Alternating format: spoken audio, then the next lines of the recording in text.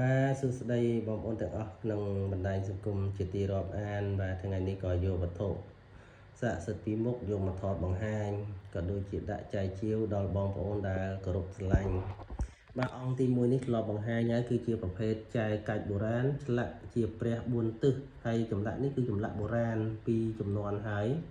បាទសាងជាព្រះអង្គ4ទិសពីចែដំរីបាទចែកកាច់ដំរីបងប្អូនបាទតែជាចម្លាក់បុរាណទេសិតចង់លុបខ្លះហើយដោយសារចម្លាក់នេះពីចំនួនហើយជាប្រភេទចែកកាច់ដំរីបាទបានពីកញ្ចេះបាទរបស់លោកតាផងទុយបាទឥ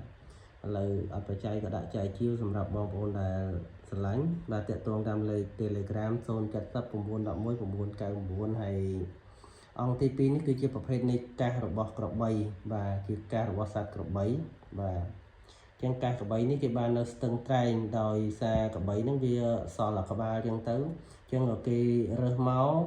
វាមានធ្គាមមានថ្មិញមានក្បាលចឹងទៅតែក្នុងនោះមានកាសបាទមានកាសមួយគូហើយនេះគឺជាកាសមួយបាទហើយប្រភេទកាសក្របីនេះគឺតាក់ទងជាមួយនឹងជំនឿតាំងពីសម័យដៃជោមមាសបាទអញ្ចឹងចម្រើនពីរយ៉ាងចម្រើនទាំងការរកស៊ីចម្រើនទាំងការងារអញ្ចឹងណាបងប្អូនធ្លាប់ធ្វើវីដេអូហើយអញ្ចឹងបងប្អូនមកឃើញស្រឡាញ់តាក់ទងតាមលេខ Telegram 0709119999បាទសូមអរគុណ